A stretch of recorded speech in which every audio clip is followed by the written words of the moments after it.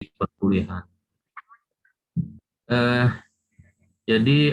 Mengapa kita pilih Museum Geologi ini? Jadi karena saya sendiri mungkin backgroundnya dari geologi. Dulu saya sangat antusias sekali bila ke museum ini karena banyak sekali informasi.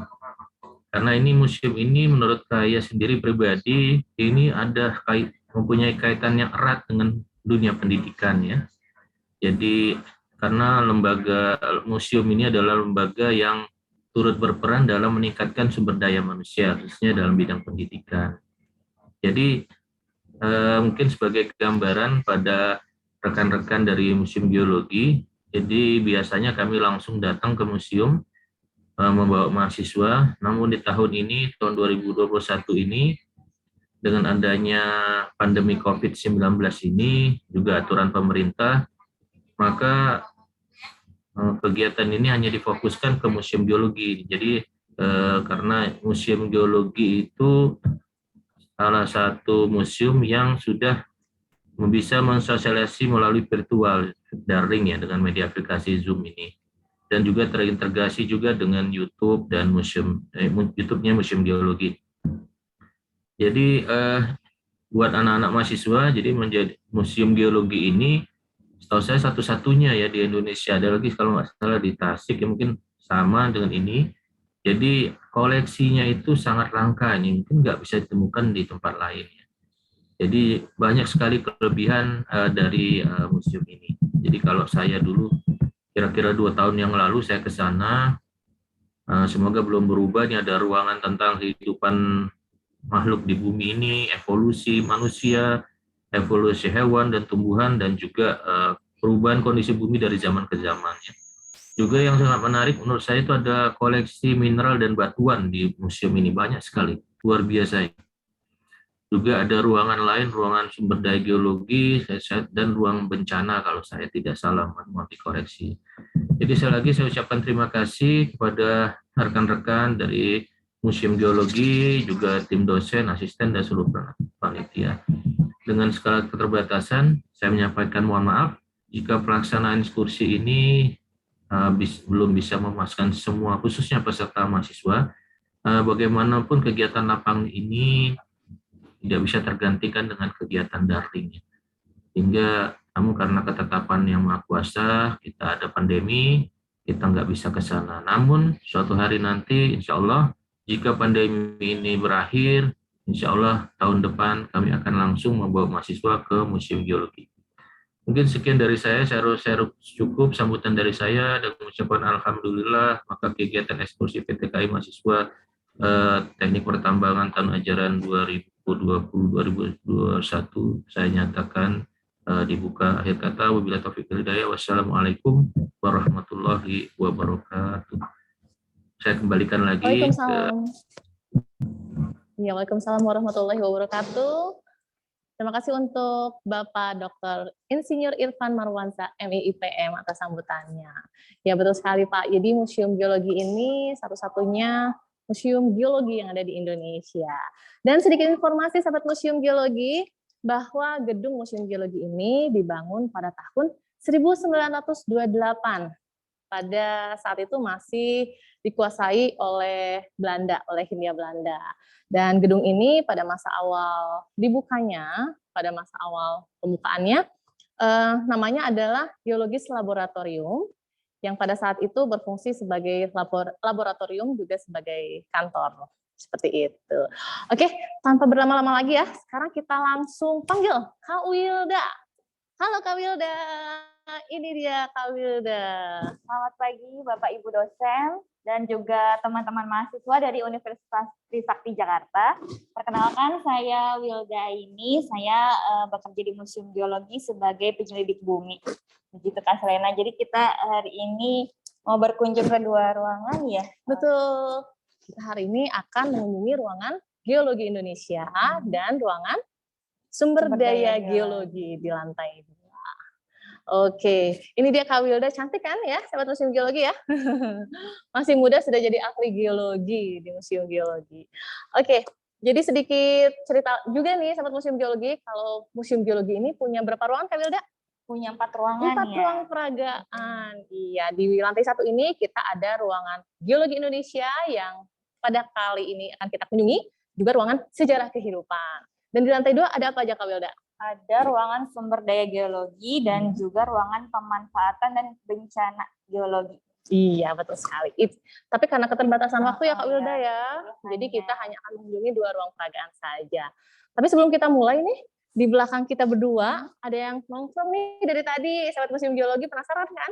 Ini apa kan? Kak Wilda, ini apa sih Kak Wilda? Oh, ini adalah apa ya kira-kira?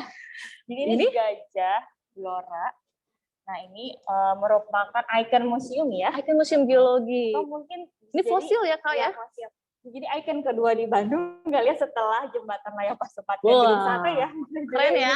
Karena khas sekali ini hanya ada di Museum Geologi, ditemukan di Blora, dan ini sebetulnya ditemukannya awalnya berupa pecahan-pecahan tulang, kemudian sebagian kita buat replikanya, tentu oleh ahli paleontologinya dibuat replikanya juga, agar menyerupai bentuk aslinya dan diperkirakan seperti ini, ukurannya, bentuk, warnanya diusahakan menyerupai dari aslinya.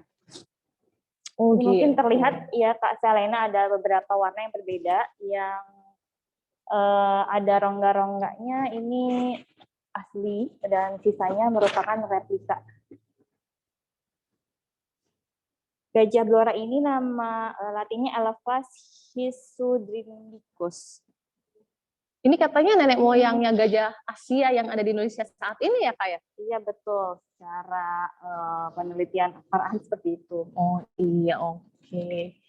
Jadi dia hidupnya sekitar 135.000 tahun lalu. Salah, berapa ya? Saya agak-agak lupa. Intinya dia adalah beda dengan mamut ya. Jadi ini adalah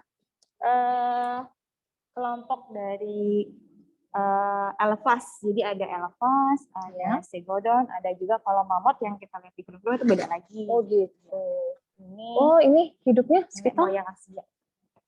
Ini hidupnya sekitar 165.000 tahun yang lalu. Kemungkinan nih matinya pada umur 49 tahun.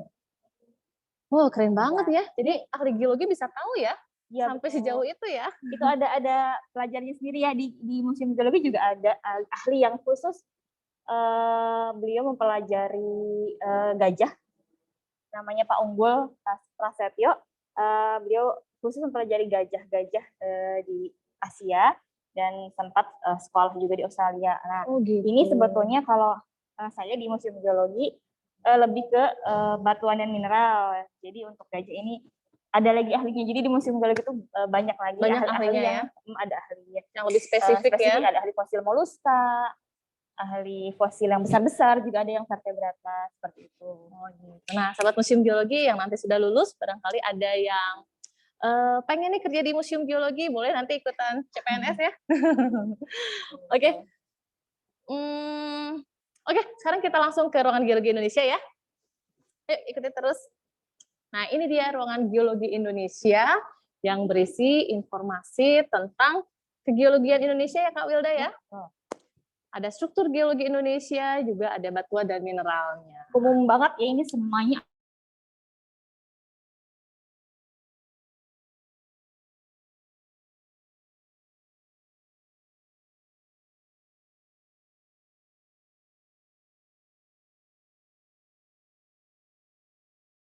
Tapi saat ini tidak bisa kita tayangkan ya karena keterbatasan waktu. Jadi kita langsung lanjut aja Kak Wilda ya. Wah, biasanya ada meteorit sebelah mana nih? Oh, ini sebelah sini ya Kak Wilda ya. Nah, Kak Wilda mungkin bisa menjelaskan nih meteorit ini dari mana nih asalnya? Nih, saat kita masuk geologi Indonesia kita mulai dari luar angkasa dulu mungkin ya Kak Selena. Jadi selain ada batuan yang terbentuk di bumi, ada juga dari luar angkasa. Ini namanya meteorit. Bedanya dengan meteor apa? Kalau meteor itu hanya melintas saja melewati bumi, tapi tidak masuk ke dalam bumi. Kalau masuk menyentuh permukaan bumi, kita sebutnya meteorit. Ini ditemukan di Jawa Timur, di Jati Pengilon. Jadi dinamai sesuai dengan nama daerahnya. Sebelah sana juga ada ya Kak Selena. Yang ini meteorit batu ya Kak Wilda ya? Oh iya, ini meteorit batu. Oh, jadi meteorit ini yang berhasil jatuh ya, Ya, ke permukaan jatuh. bumi. Oke. Emang meteorit itu ada berapa jenis sih Kak Wilda? Ada meteorit batu, ada juga meteorit besi. Seperti itu. Nah, ini di sini ada yang besi ya. Ini jadi kandungannya besi ya? Ya, banyaknya besi.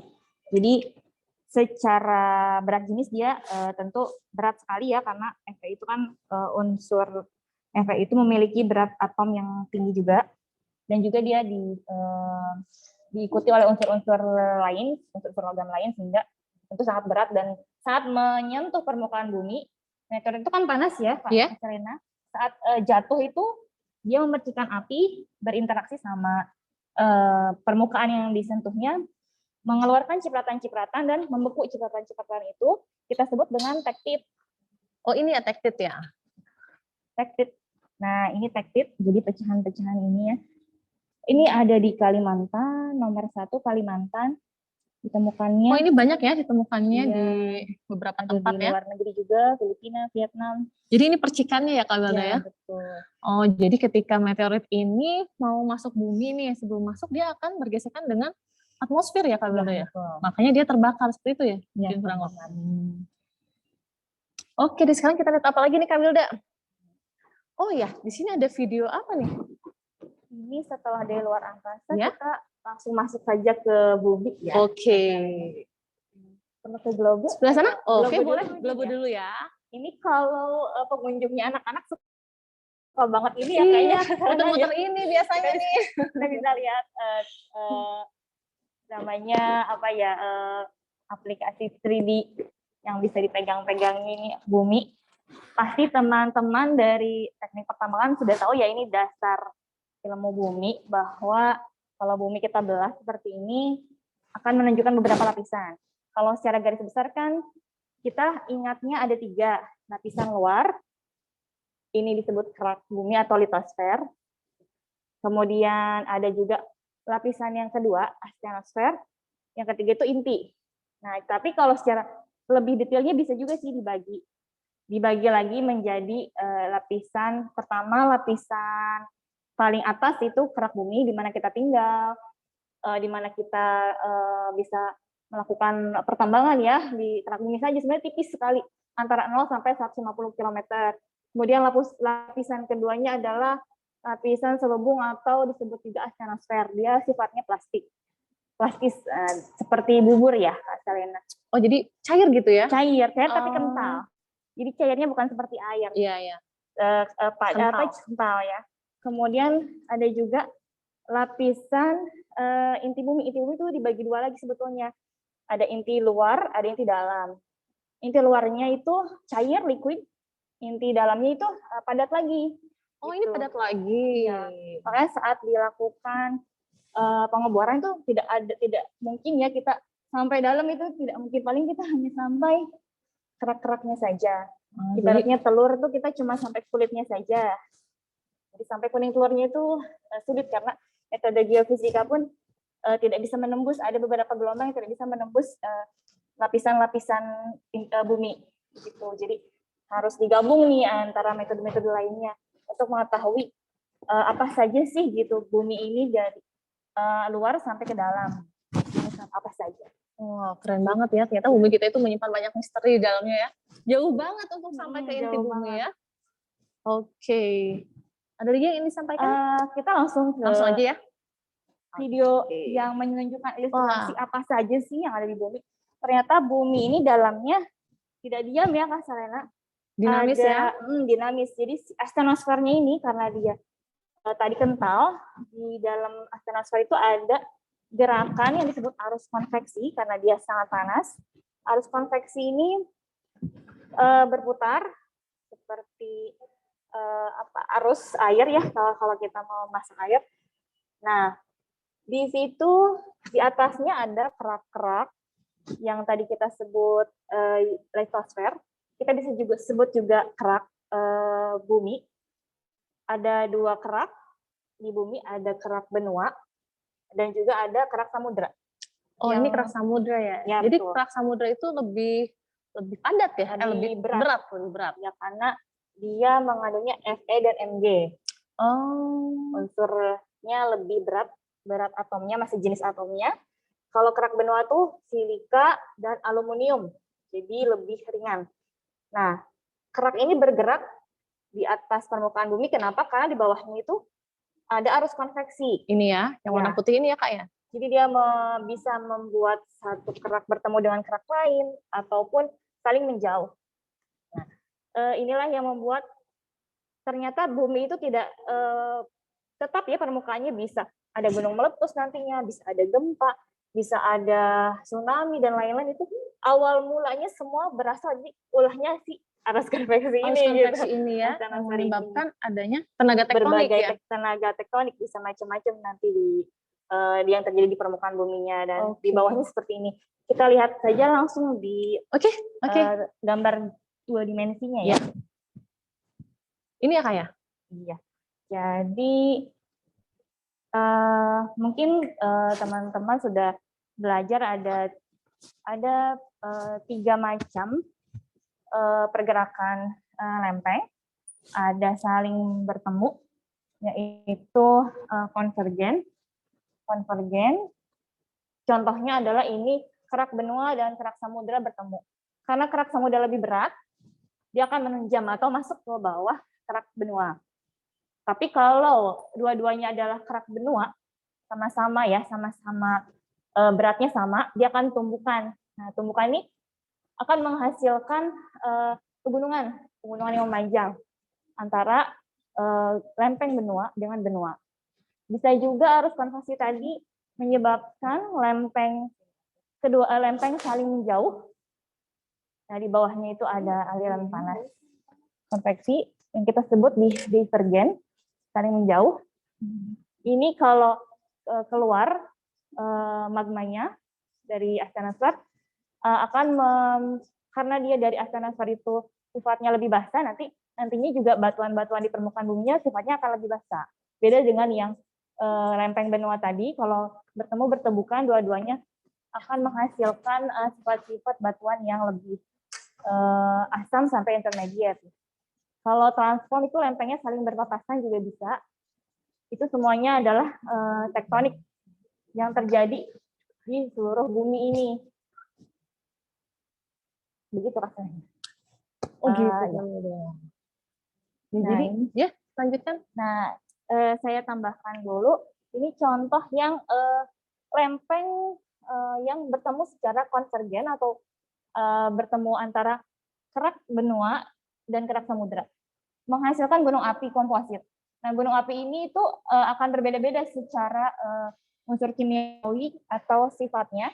Apabila dia penunjamannya lebih banyak, lebih dalam, atau lebih mendekati kerak benua, nanti tentu sifat-sifat gunung apinya lebih mendekati sifat-sifat kerak benua. Tapi jika dia lebih mendekati kerak samudera, jadi dia hanya bercampurnya sebentar dengan kerak benua, dia akan menghasilkan sifat-sifat yang memiliki sifat-sifat kerak samudera. Jadi gunung api itu nanti akan berbeda-beda sifatnya, tergantung dari jauh dan seberapa jauh ya berjarak dengan kerak samudera dan juga kerak benua. Oh gitu. Jadi gunung api pun ada beberapa jenisnya ya? Ya, tergantung si lempeng tersebut bertemunya sejauh mana jarak penunjamannya gitu. Oke. Nah, selanjutnya di sini ada banyak batu-batu nih Kak Wilda. Jadi batu-batu ini sebenarnya awalnya dari magma ya? Ya, ada yang dari magma, ada juga dari yang batu yang sudah ada kemudian terubah gitu. Jadi ada 3 jenis batuan yang umum, 3 kelompok. Ada batuan beku, sedimen, dan metamorf. Ini tergantung proses terbentuknya ya? Tergantung proses terbentuknya. Kalau batuan beku itu intinya ciri-cirinya adalah pembekuan. Batuan beku adalah pembekuan, jadi pembekuan dari magma menghasilkan batuan-batuan yang mengandung kristal-kristal atau mineral. Kalau batuan sedimen itu kata kuncinya adalah rombakan atau tertransportasi ulang ya. Jadi dari batuan sand sudah ada sebelumnya, dia kemudian terombakan dan tersedimentasi ulang menjadi batuan sedimen. Kemudian yang terakhir adalah batuan metamorf. Batuan metamorf ini adalah kalau kita lihat kata kuncinya adalah metamorf, berarti perubahan. Perubahan itu berarti dia sudah ada sebelumnya, namun terkena tekanan atau temperatur dan menghasilkan batuan baru dengan yang memiliki mineral atau unsur kimia yang baru begitu. Nah, siklus batuan ini bisa kita lihat merupakan apa ya, perputaran dari batuan beku kalau terkena rombakan, terkena erosi, terdeposisi kembali menjadi batuan sedimen. Tapi batuan beku ini juga bisa jadi batuan metamorf jika terkena temperatur dan tekanan tinggi. Kemudian batuan sedimen itu bisa berubah lagi menjadi batuan beku jika terkena perelehan dan pembekuan.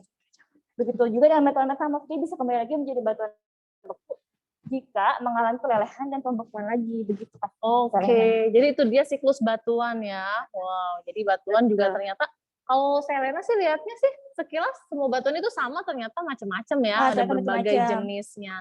Dan sebelah sini nih, Selena lihat ada yang gemerlap-gemerlap gitu, batuannya bagus banget. Ini apa nih, Kak Wilda? Sama kan ini batu juga? Oh, ini mineral. Bukan batu tapi mineral.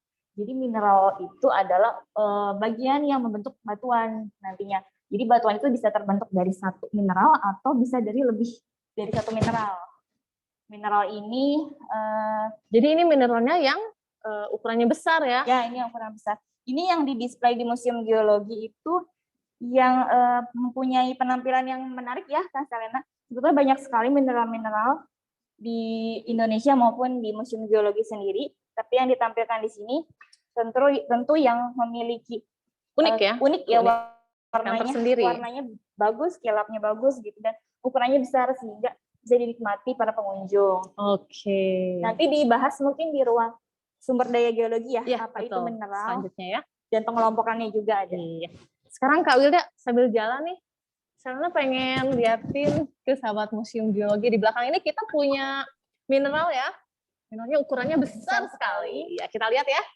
Oke. Kita masih masuk geologi Indonesia ya Kak Selena ya. Ini masih bagian dari ruangan geologi Indonesia. Jadi di sini ada mengenai morfologi fenomenal di Indonesia. Kemudian juga ada video mengenai proses terbentuknya Indonesia. Dan ini adalah ruangan keanekaragaman batuan. Nah, ini dia yang tadi Selena bilang. Ini ya Kak Wilda ya. Ini apa nih Kak Wilda namanya? Ini adalah ametis ya. Ametis itu adalah mineral. Mineral, tapi karena satu mineral pun bisa disebut batuan, jadi banyak juga yang bilang batu ametis ya, boleh juga. Intinya dia adalah mineral silika. Tapi kenapa dibilang ametis? Karena silika itu kan banyak, ada jenis kalsedon, opal, kuarsa, dan ini ada salah satunya ametis. Ametis ini terkenal karena bagus nih Kak Selena, warnanya ungu-ungu. Iya, ini ungu gini ya. Dan kalau di Indonesia ini nama bekennya juga kecubung ya, kecubung. Ya? Nama industrinya kecubung, jadi sifatnya bentuknya juga heksagonal. Ciri khas silika dia terbentuknya jauh di bawah permukaan bumi. Oke, bisa juga dari intinya dari pembekuan magma juga. Nah, ini tuh dinilai sangat berharga ya Kak Selena ya. Ini untuk untuk perhiasan ya? Ya, kalau kita poles, kita jadikan indah gitu untuk perhiasan. Dan untuk pajangan itu bisa bernilai sangat tinggi ya. Oh ekonomis. Gitu, jadi memiliki nilai jual yang tinggi juga ya? Karena dia warnanya bagus, kilapnya bagus, dan juga ketahanannya terhadap tingkat kekerasannya tinggi. Silika itu kalau nggak salah 7 tingkat kekerasan, jadi dia juga awet dan bagus untuk dipajang atau dipakai sebagai perhiasan. Ini dari Sumatera Barat ya, asli dari Indonesia ini. Dari Solok ya? Iya, asli. Iya. Oke, sebentar nih, Selena mau ingatkan sahabat Museum Geologi nih, bagi sahabat Museum Geologi yang punya pertanyaan, silahkan dituliskan di fitur chatroom-nya, nanti akan kita bahas ya di akhir sesi, di sesi pertanyaan. Oke, Kak Wilda selanjutnya ini apa nih? Mengenai kekayaan sumber daya geologi. Jadi selain di ruangan sumber daya geologi, di ruangan ini juga ada sekilas dibahas ya Kak Wilda ya? Ada juga.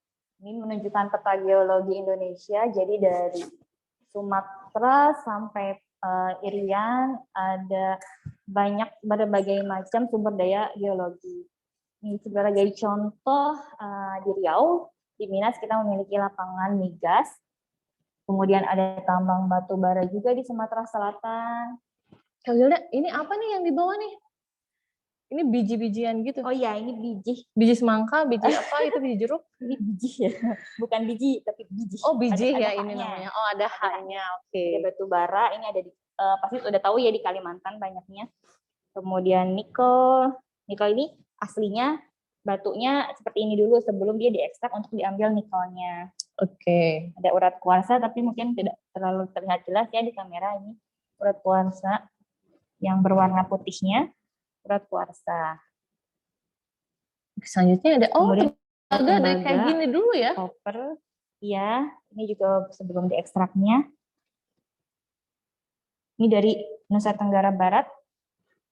Kemudian urat kuarsa lagi ada, ini dari Papua. Banyak sih urat kuarsa itu merupakan salah satu yang banyak terbentuk di berbagai kondisi alam karena kuarsa itu tahan dari berbagai suhu, beda dengan mineral lain yang memang cepat terkena pelapukan. Kalau kuarsa cukup bertahan. Dan selanjutnya Kak Wilda, ini apa nih Kak Wilda? Ada batuan, ada ornamennya gitu, ini keren banget nih. Ini apa ya? Nih? Ini fosil ya? Ya, fosil amonit ya Kak. Ini bagus sekali masih utuh amonitnya. Banyaknya di NTT, kemarin juga banyak sedang dilakukan penelitian, baru pada pulang nih Pak geologis yang dari museum, cuman saya tidak ikut. Ditemukan lagi seperti gitu. Ini ya. Kalau ini kebetulan karena untuk pajangan sudah dipoles, jadi biar lebih indah terlihat, ya? Iya lebih indah juga. Iya, jadi ini batu gamping di mana banyak sekali ditemukan fosil amonit menempel ya di batu gamping ini. Oh jadi fosil itu biasanya ditemukannya biasanya di batuan sedimen. Oh gitu, ya. Batu gamping berarti salah satu jenis batuan sedimen ya? Batuan sedimen. Kalau di batuan beku tidak akan ditemukan. Kenapa? Karena kan batuan beku terbentuk dari pembekuan magma yang panas. Nah, biasanya sudah keburu lebur, hancur duluan fosilnya. Jadi kita hanya dapatkan di batuan sedimen saja biasanya. Oke deh. Menarik sekali ya Sahabat Museum Geologi ya. Sebetulnya masih banyak sih yang ingin Selena liatin nih sama Sahabat Museum Geologi tentang keanekaragaman batuan yang ada di ruangan ini. Tapi kita ke ruangan berikutnya dulu ya. Masih ada waktu nggak Kak? Sudah habis ya? Sudah waktunya pindah ya? Oke, sambil jalan. Ada bumper nggak? Ada bumper, oke. Kita mau bumper dulu atau? Oke, Sahabat Museum Geologi, kita akan pindah ke lantai 2 nih. Tapi karena kita harus jalan naik tangga, biar nggak ngos-ngosan, Sahabat Museum Geologi di rumah bisa menyaksikan video berikut ini terlebih dahulu ya. Oke, silakan.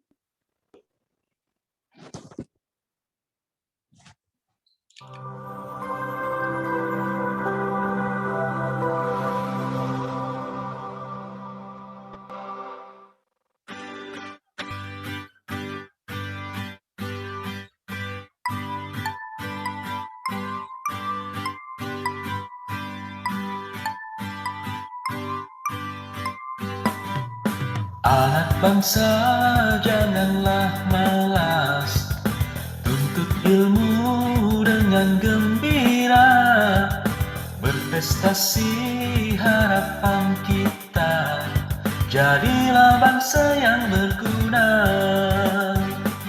Semua itu karena kita anak bangsa istimewa.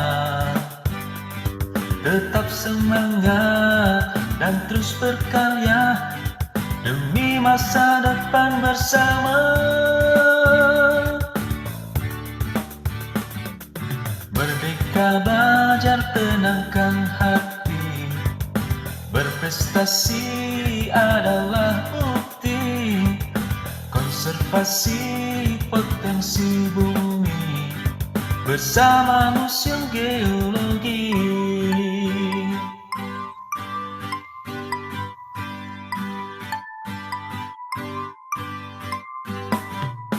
Anak bangsa janganlah malas, tuntut ilmu dengan dan gembira, berprestasi harapan kita, jadilah bangsa yang berguna.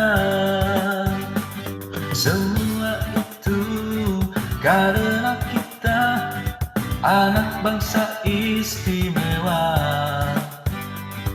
Tetap semangat dan terus berkarya demi masa depan bersama.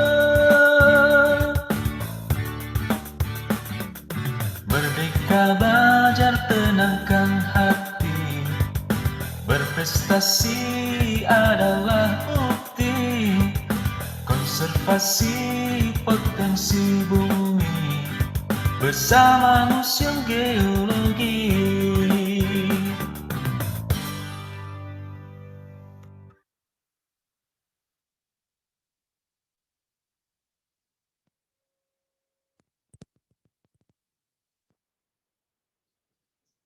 Oke, sahabat Museum Geologi, kita sudah berada di lantai 2 Museum Geologi. Di ruangan apa, Kak Wilda? Di ruangan Sumber sumber daya geologi. Iya, betul sekali. Sekarang kita langsung masuk ke dalam ya. Oke, Kak Wilda, kita langsung masuk aja. Nah, ini begitu masuk, suasananya agak temaram. Oke, ini ada pengenalan dulu nih ya, Kak ya, tentang sumber daya geologi, tapi sebetulnya nanti sudah mirip ya sama sempat yang ini di ya. bawah. Sudah sekilas dijelaskan. Oke, boleh Kak Kita Wilda? langsung aja ke mineral. Oke, Tadi langsung kan, aja ya. janjinya di mineral di sini aja ya, Iya. Kak, di ruangan yang kedua.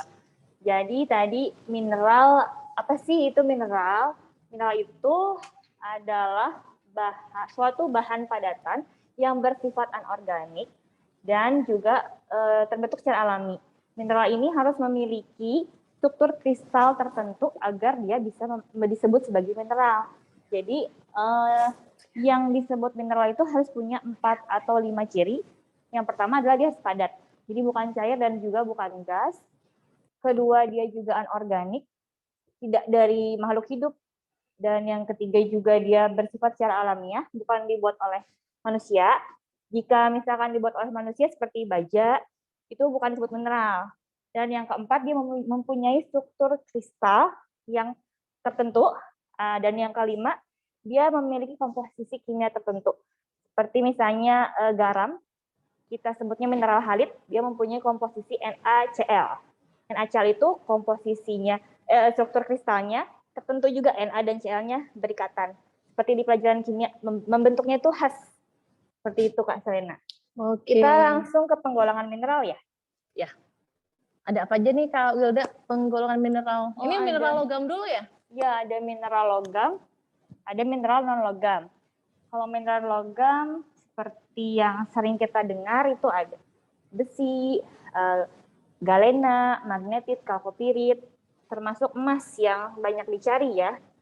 Jadi mineral logam ini ciri-cirinya adalah lebih berat daripada mineral non logam karena terbentuk dari unsur-unsur logam yang memang mempunyai berat jenis yang berat, dan juga kilapnya biasanya kilap logam. Kalau kilap logam itu seperti bling-bling gitu ya Kak Selena. Oh iya. Kilapnya seperti ya emas, tembaga, dia mempunyai ciri khas. Dan ini banyak koleksi museum. Oh ini contoh-contohnya ya? Contohnya Mineral logam. mineral logam. Kemudian tapi ini memang secara kasat mata tidak terlalu terlihat semua mengkilap ya Kak Selena, namun kalau kita bersihkan, Ya. nah ada beda kilapnya dengan kilap mineral non logam. Oh gitu. Oh iya, Dan ini harus ada diekstrak agak kelihatan lagi. ya. Ya ini yang Kalau di Zoom mungkin ya ini yang bisa monasit kelihatan kalau ini. datang langsung. Ada kilap-kilap gitu ya Kak Wilda ya? Nah, Ini apa nih namanya monasit ya? dia mengandung unsur tanah jarang juga atau REE. Jadi kalau diekstrak ini bermanfaat ya bagi industri. Kalau logam tanah jarang itu jadi tanahnya jarang-jarang gitu ya. Jadi renggang gitu. Bukan sih. Dia penamaan rare earth element, jadi memang elemen yang sulit ditemukan di bumi, jarang gitu. Gitu. Kalau beda seperti silika, O2 itu kan Itu banyak ya? sangat banyak ya. Oke, selanjutnya apalagi nih Kak Wilda? Ada mineral non logam ya, langsung aja kita Oh ya, ke mineral ini non-logam. ada tembaga murni, ada tembaga juga, bedanya apa nih Kak Wilda sebelah sini nih? Tembaga murni. Ini. Ini. tembaga murni ini dia tidak bercampur dengan, maksudnya mungkin tidak bercampur banyak dengan unsur-unsur lain ya Kak ya. Oke. Tembaga murni ini dari NTT ya. Iya, dari NTT. Ini istilah industri aja sih sebetulnya kalau di geologi. Oh gitu. Ya tembaga aja. Oh iya. Oke, selanjutnya apa lagi nih Kak Wilda? Ini ya. Oh ini mineral logam penting di mineral Indonesia logam. nih Kak Wilda. Di mana aja ya. Ini kita bisa lihat tambang nih, mungkin teman-teman pertambangan lebih hafal nih. Ada di mana saja sih lokasi tambang itulah di mana mineral logam berada di Indonesia. Ini salah satu contohnya di NTB, tambang emas batu hijau yang sangat terkenal. Terus ada juga di Pongkor ya, Jawa Barat. Dan banyak lagi. Di sini kita display sebagian saja yang memang cukup banyak di Indonesia dan cukup terkenal lokasi tambangnya. Ini salah satunya juga ada di NTB, biji kalkopirit. Ini kita lihat kalkopirit ini sebetulnya ada dua, ada pirit, ada kalkopirit. Pirit itu Fe dan S. Kalau kalkopirit CuFeS. Nah, ini membedakannya kalau yang kalkopirit ini yang tidak beraturan bentuknya, sementara yang pirit itu yang seperti kubus. Secara kasat mata sih sekilas mirip, tapi sebetulnya dia beda dari segi kekerasan, garis gores, dan lain sebagainya. Oh itu tadi kubus mineral logam itu kayak kubus-kubus gitu Ya, itu kubus-kubus itu itu. secara alami ya? Ya, secara alami Oh terbentuk terbentuknya. secara alami. Itu dia makanya yang disebut mineral itu dia memiliki struktur, karena struktur kimianya, kristalnya tertentu, komposisi kimianya juga tertentu, bisa membentuk begitu Kak Selena. Bentuknya agak kubus, ada heksagonal dan lain sebagainya. Oke, selanjutnya apa nih Kak Wilda? Mineral Sekarang logam. pengelompokan kedua ya. Pengelompokan kedua mineral yaitu non-logam mineral. Nah, ini salah satunya felspar, ada juga asbestos, grafit, marmer. Ini juga walaupun kita tidak tahu dipakai buat apa ya gitu. Yang non-logam ini Ya. sebetulnya dia banyak ya dipakai di industri. Jadi tidak cuma tembaga emas saja.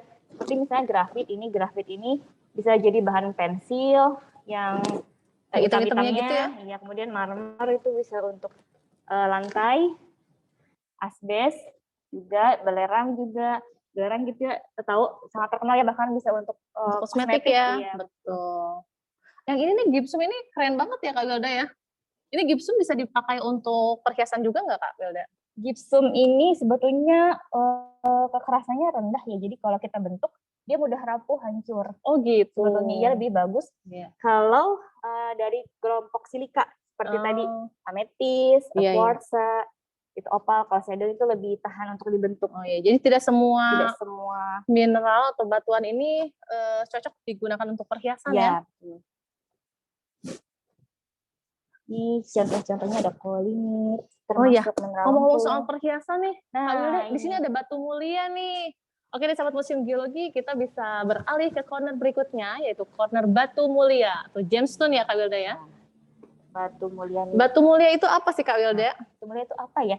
Dia bisa batu, jadi gabungan dari beberapa mineral, atau bisa juga satu mineral. Tapi dia kenapa disebut mulia ya? Ini karena unsurnya memiliki kelangkaan dan keindahan, juga ketahanan yang tinggi saat dibentuk ya. Jadi kelangkaan ini apa maksudnya? Langka itu sulit ditemukan. Sulit ditemukan.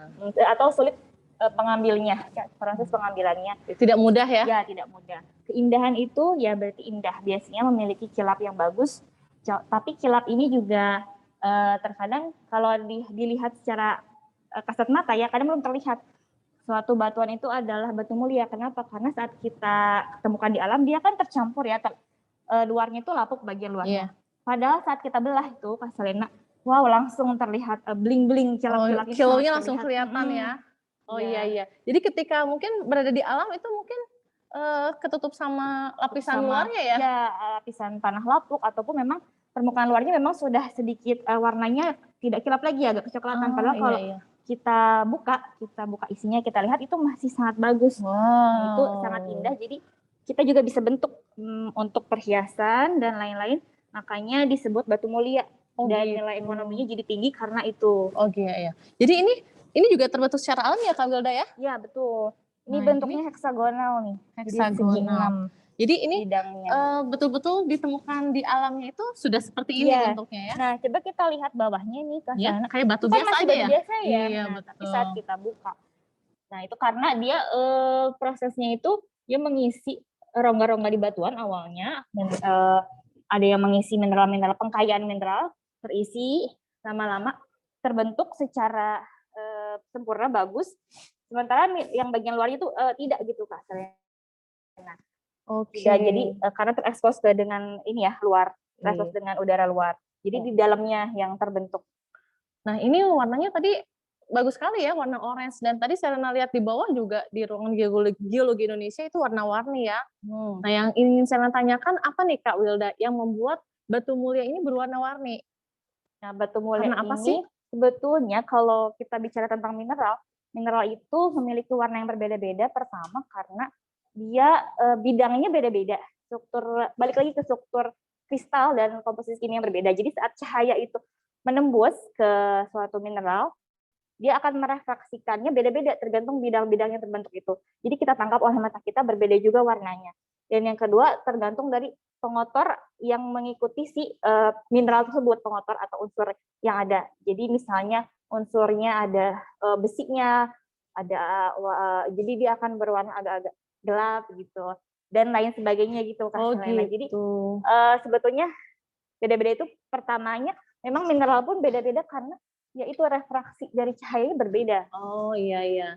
Juga dari unsur yang ada di sekitarnya ya, Ya, unsur dan lain juga yang ada di unsur sekitarnya. yang mengotori si mineral Oh, tersebut. pantesan tadi ada warna merah, ada warna hijau, ungu. Itu kalau tembaga biasanya menghasilkan warna apa nih Kak Wilda? Tembaga itu kuning. Kalau di mineral logamnya dia kuning, Iya. kayak agak-agak keemasan ya, tapi pucat. Kalau emas kan kuningnya mengkilap. Tapi kalau dia dapat pengotor, dia bisa jadi biru nih Kak Oh Selena. gitu. Jadi biru itu kayak lapis lazuli ya? Ya. Itu Jadi dari tembaga ya? dari tembaga. Oke. Sebenarnya kalau satu mineral bisa menghasilkan berbagai warna tergantung pengotornya itu tadi. Seperti misalnya warna asli tembaga tadi kan kuning. Saat kena pengotor bisa jadi biru, disebutnya azurit. Jadi tembaga ini bisa jadi satu kelompoknya ya, satu induknya dulu. Tapi dia terkena unsur lain bisa jadi namanya azurit, bisa jadi nama yang lain seperti kayak silika ya, mineral silika, bisa jadi ametis warna ungu, bisa jadi kalsedon warnanya agak-agak putih agak pink dan lain sebagainya. Oh gitu. Kalau kita bicara tentang batu mulia nih, batu mulia yang paling sulit ditemukan itu apa sih Kak? Intan ya? Nah, iya ini intan. Intan ini kekerasannya paling tinggi nih, karena kekerasannya paling tinggi, jadi dia sulit ditemukan. Sulit ya? Ya betul. Jadi di geologi itu ada skala kekerasan mineral dari 1 sampai 10. Dari 1 itu adalah yang paling halus, yang seperti bedak itu kalau digores pakai kuku aja mineralnya hancur. Nah, si intan ini memiliki kekerasan paling tinggi nomor 10. Jadi dia tidak bisa digores oleh apapun, tidak bisa digores oleh pisau ataupun besi, tapi dia malah menggores mineral lainnya nih Kak. Jadi dia kalau kita gores malah mineral yang penggoresnya itu yang kita gores. Gitu. Jadi sangat sulit. Sangat keras ya, sekali, kerasannya paling tinggi. Terbentuknya tuh jauh di bawah permukaan bumi. Kita sebut ada yang namanya pipa kimberlit. Ini sebetulnya sama ya proses magmatisme. Jadi ada pengayaan unsur-unsur di sini karena si magma itu sendiri kan larutan silikat pijar yang mengandung gas padatan maupun udara juga, gas padatan maupun cairan maksudnya. Jadi kalau terbentuk di suatu lapisan permukaan di bumi, ada unsur-unsur juga yang mengayakan dia, tergantung dari jenis magmanya itu sendiri, dan juga lapisan-lapisan sekitarnya. Nah, nanti bercampur, kemudian dalam kondisi tertentu, si intan ini bisa terbentuk saat memang kondisinya sangat memungkinkan nih Kak, T dan T-nya tinggi, temperatur dan tekanan juga Ya. tinggi. Terus kemudian ada segregasi mineral di mana unsur-unsur yang lebih berat akan terendapkan di bawah. Jadi untuk mendapatkan intan ini sangat sulit. Jika dia tidak terekspos ke atas, maka Ya. kita harus membornya sampai dalam. Oh gitu. Karena harus nyari sampai Iya, dalam. iya, iya. Jadi bisa juga ya mungkin karena ada dorongan dari bawah ya, jadi dia ke atas gitu ya. Atau memang Karena itu ya. karena tektonik atau memang dia tersingkap dibantu dengan erosi permukaan. Gitu. Oke, nah ini dia sahabat Museum Geologi, contoh-contoh batu mulia yang ada di Museum Geologi. Sangat banyak sekali ya. Ini Oke, sambil jalan sudah ya. dipoles ya Kak Selena. Jadi Oh, ini sudah dipoles ya? Iya, betul sekali. Tapi ada juga ya yang contohnya yang belum. yang sebelahnya itu belum dipoles ya, Kak ya? Belum dibelah. Oke, sambil jalan nih Kak Wilda. Selanjutnya ada corner apa nih Kak Wilda? Kita masuk ke corner minyak dan gas bumi. Minyak dan gas bumi. Salah Nah, satu ini sumber daya geologi. salah satu sumber daya geologi ya. Pertama minyak dan gas bumi. Nanti kesana masih ada lagi ya, Masih banyak ya? Kak Selena. Oke, di sini udah mulai puyeng nih Selena nih. Oke, juga sobat. Untuk sobat Museum Geologi yang punya pertanyaan mengenai geologi, seputar geologi, nanti bisa ditanyakan ke Kak Wilda ya. Caranya dengan mengetikkan pertanyaannya di fitur chat room-nya. Nanti akan kita bahas di session pertanyaan ya. Oke, silakan Kak Wilda. Ini gas ya, ini pasti. Minyak dan gas bumi. Biasanya nih mahasiswa-mahasiswa tuh mengejar, aku mau masuk ke teknik perminyakan atau teknik tambang, tapi pengen kerja di perminyakan gitu. Kenapa? Katanya sih biar duitnya banyak. Oh benar banget, saya nggak tahu gitu. Sebetulnya minyak dan gas bumi itu apa sih gitu? Minyak dan gas bumi ini kita sebut hidrokarbon. Jadi hidro dan karbon. Ada H-nya, ada C-nya. Kenapa dia penting?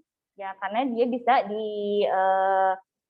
dia bisa dimanfaatkan untuk banyak hal ya, termasuk paling utama adalah BBM ya Kak Selena, karena paling butuh gitu manusia untuk kendaraan, dan ini dihasilkannya itu sangat sulit nih Kak Selena. Ini salah satu contoh-contoh produk yang sudah jadi diekstrak. Ini mungkin ahli perminyakan atau mungkin teman-teman pertambangan lebih paham ya bagaimana ekstraksinya. Kalau saya lebih menjelaskan pembentukannya. Ini proses terbentuknya ya. Jadi terbentuknya minyak bumi itu dari apa sih Kak Wilda? Nah, kita langsung ke sini aja ya. Dari minyak ramen. wangi mungkin dari apa ya? Nah, bagaimanakah minyak gas bumi terbentuk? Nah, ini kita garis bawahi bahwa yang ini aja langsung ya. Jadi minyak dan gas bumi ini harus ada syaratnya nih gimana dia bisa terbentuk. Yang pertama harus ada batuan induk. Batuan induk. Di sini ada contohnya nggak Kak Wilda? Batuan induk ya ada ya kayaknya. Nggak ada ya? Oh, nggak ada. Jadi dia yang membawa unsur C sama H-nya itu dan mengandung bahan-bahan organiknya. Jadi dari jasa trenik yang sudah mati, kemudian mengendap di situ ya? Diendapkan tertimbun selama jutaan tahun, jadi tidak bisa terbentuk secara cepat. Tapi tidak cukup hanya itu, harus ada batuan reservoir juga. Batuan reservoir itu yang memiliki pori-pori. Seperti misalnya batu pasir, ini ada contohnya. Nah, ini dia. Jadi untuk apa sih batu pasir gunanya ini? Untuk? Nah, dia itu untuk menyimpan si nanti H dan C-nya itu, hidrokarbonnya itu, di pori-porinya itu. Tapi biar nggak kabur nih, kan karena H dan C-nya ini bisa densitasnya bisa lebih ringan daripada batuan sekitarnya, dia bisa ke atas dan migrasi ya? Ini Kak. Jadi biar biar jadi minyak bumi, biar nggak kabur kemana-mana nih, harus ada lagi batuan penyekat. Iya, batuan penyekat ini contohnya batu lempung. Jadi biar dia terbentuk secara lama, minyak dan gas buminya di bawah permukaan, di lapisan lapisan batu pasir itu. Nah, itu yang kita ambil nanti. Yang kita ambil di batuan reservoirnya itu. Yang kita ambil minyaknya. Oh, itu jadi diambilnya itu dari batu pasir apa dari batu lempungnya? Bukan dari batu lempung, tapi dari batuan reservoirnya. Oh, dari batuan reservoirnya. Ya. Oh, gitu. Oke, selanjutnya ini biasanya minyak bumi ini untuk bahan bakar ya? Ya, bisa untuk bahan bakar. Salah satunya. Nah, ini apa nih? Nah, ini tentang juga skema ya? lebih Proses lengkap terbentuknya ya? karena ada gambarnya nih Kak Selena. Ini awalnya lapisannya kan datar ya. Kita anggaplah lapisan pertama itu mengandung lapisan induknya yang mengandung unsur-unsur CH dan N, unsur hidrokarbonnya. Dan ceritanya di samudra gitu ya? Di samudra. Jadi jasad-jasad yang di samudra, jasad seperti bakteri, plankton, ganggang itu mati terendapkan, tapi kemudian harus tertimbun juga nih. Jadi dia jadi di bawah posisinya. Tertimbun, dan kemudian ada batuan. Ini sudah tertimbun jutaan tahun yang lalu ya? Harus jutaan tahun yang lalu, kemudian ada batuan penyekatnya juga. Tadi yang syarat-syarat terbentuknya gas bumi tadi ya, minyak dan gas bumi. Kemudian migrasi ke atas, kemudian akhirnya terperangkap ya. Jadi terperangkapnya itu biasanya kalau gasnya di atas, minyaknya di bawah, jadi nggak bersatu. Oh, jadi ketika ditambang itu bersatu ya minyak dan gasnya ya? Iya, tapi sebetulnya di alamnya tidak. Ini biasanya gasnya, ini minyaknya gitu. Oh. Jadi karena densitasnya di keringan minyak ya, gas ya, jadi gas di atas baru minyak. Oke. Dan ketika ditambang berarti minyaknya juga masih nyatu sama air ya? Ya. Nah, kita nanti melakukan pemisahan lagi. Ini mungkin lebih detail lagi. Kita langsung saja peta. Oh, ini dampak pembakaran bensin apa nih? Mau yang mana dulu Kak Wila? Yang mana ya? Ini aja. Ini peta ya. Jadi peta ini adalah cekungan minyak dan gas yang ada di Indonesia, tapi ini terakhir 2010 ya, petanya belum diupdate lagi. Jadi yang merah ini adalah cekungan yang sudah berproduksi. Jadi sudah yakin ini udah dipakai gitu. Sudah menghasilkan. Kalau yang hijau-hijau ini sudah di board, ada penemuannya tapi belum diproduksikan. Nah, dan yang kuning ini yang terakhir belum di board, jadi kemungkinan masih banyak sumber-sumber migas yang memang belum diteliti lebih lanjut atau yang belum di board. Bisa jadi karena kekurangan kekurangan teknologi atau memang belum dilakukan penelitian lebih lanjut saja begitu. Iya. Oke, selanjutnya langsung aja ke batu bara ya. Batu bara ya Kak Wilda ya? Nah, batu bara itu apa sih? Nih ada tulisannya, batu bara adalah batuan sedimen yang dapat terbakar.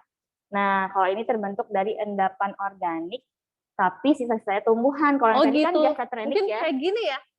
Nah, Sobat Museum Geologi bisa lihat nih skemanya. Kalau tadi kan jasad hewan yang dan bakteri yang ada di laut, kalau batu bara lebih ke tumbuhan yang memang terendapkan. Oke. Penimbunan lanjut, kemudian ada penambahan suhu dan tekanan, jadi menjadi batu bara. Dan batu bara ini juga ada empat jenisnya jenis ya. Jadi yang paling rendah itu lignit atau gambut, kemudian ada subbituminus, bituminus, antrasit, dan grafit.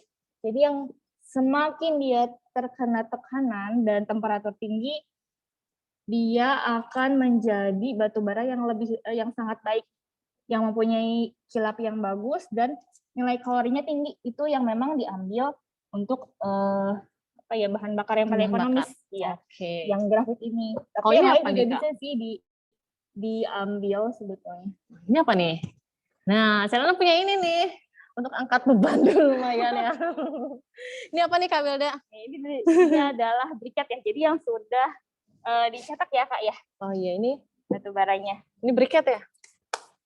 Nah, ini dari mana Kak? Oh tidak, ditulis tidak ada lokasi. Nah ini nih yang tadi saya sebutkan nilai kalorinya paling tinggi, yang paling dia mengkilap, paling hitam legam.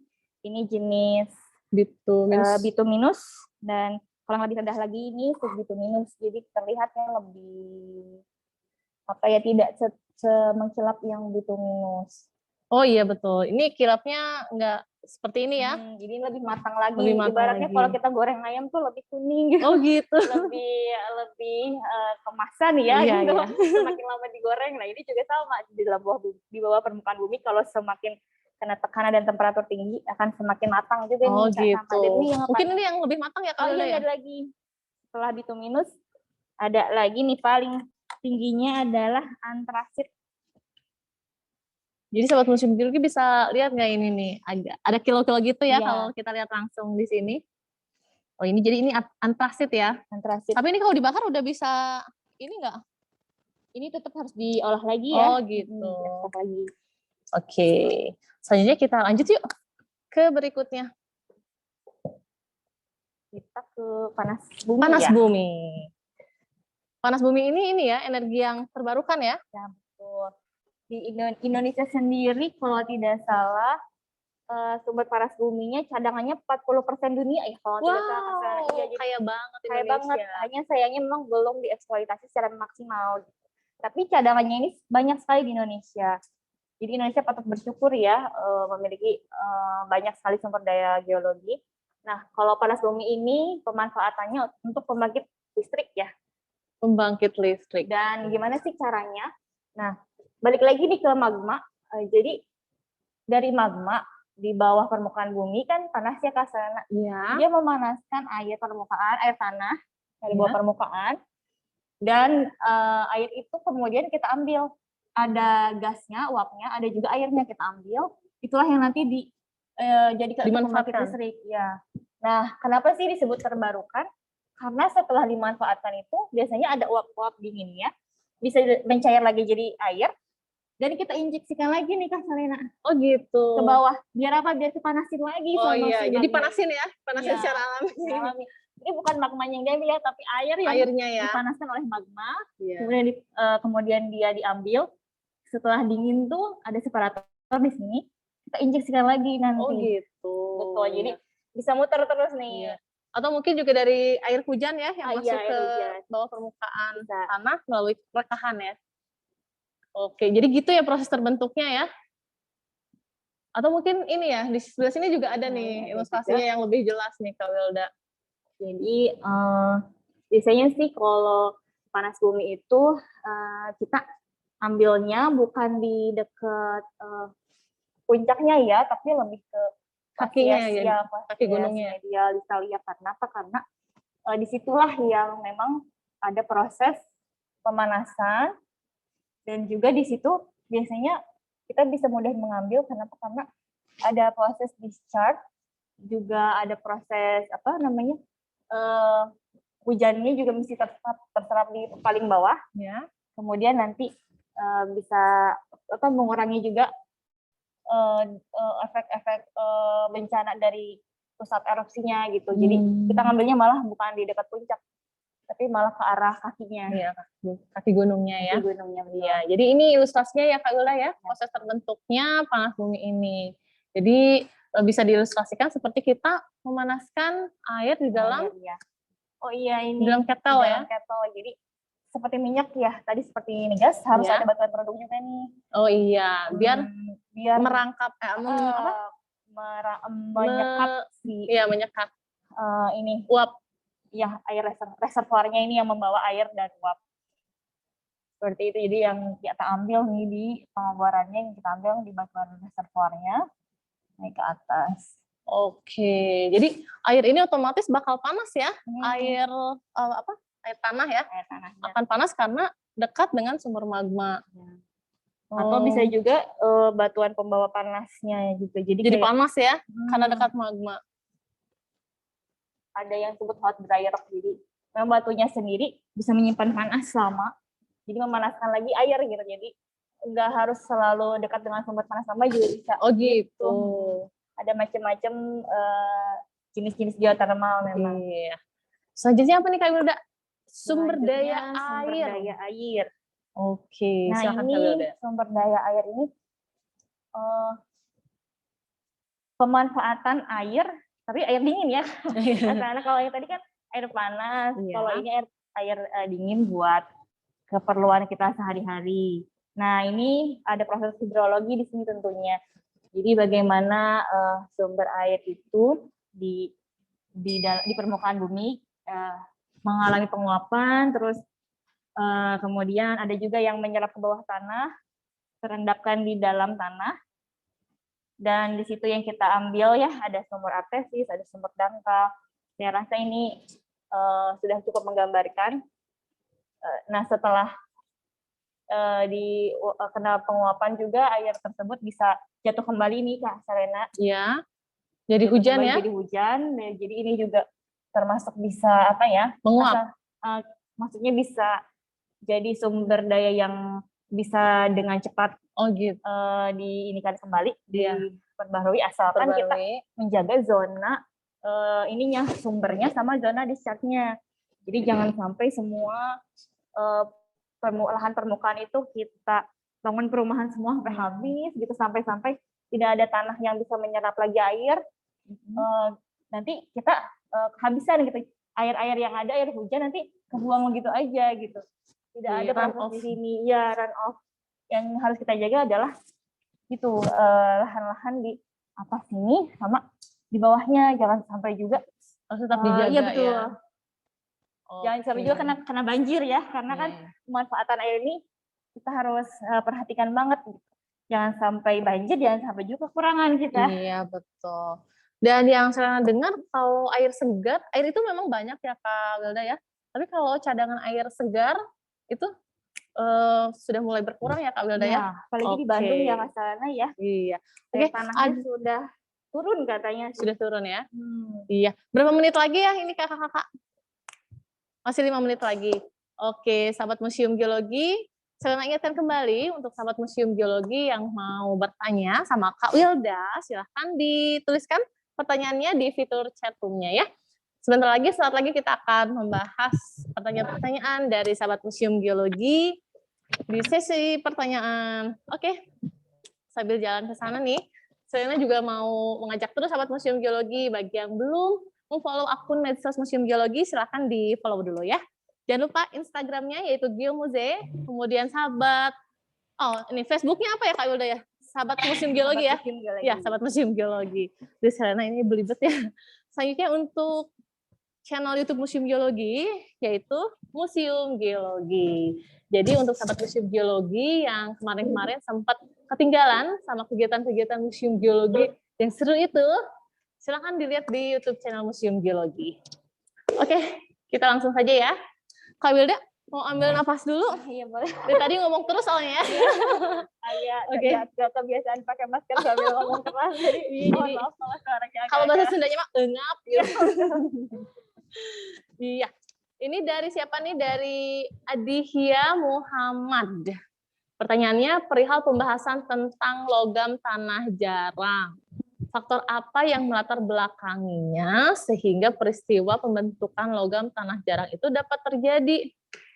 Nah, biasanya logam tanah jarang ini terbentuknya di mineral-mineral yang dari batuan-batuan ultra basah sampai basah. Jadi sumbernya juga bisa dibilang dari kerak samudra. Jadi memang agak sulit ini ya, karena biasanya sih tidak semua lingkungan tektonik mendukung itu. Nah, yang penting sih sebetulnya pertama itu dia unsurnya terbawa dari astenosfer nih. Astenosfer ini kan banyak unsur-unsur yang terbentuk di kerak samudra itu harus tidak tercampur banyak dengan kerak benua, kemudian membentuk REE ya. Itu agak sulit sebetulnya. Makanya kenapa dibilang logam tanah jarang. Karena memang jarang ya? Memang. Oh gitu. Seperti itu ya, mungkin ya. Secara detailnya sih memang saya kurang paham banget apalagi ekstraksinya juga.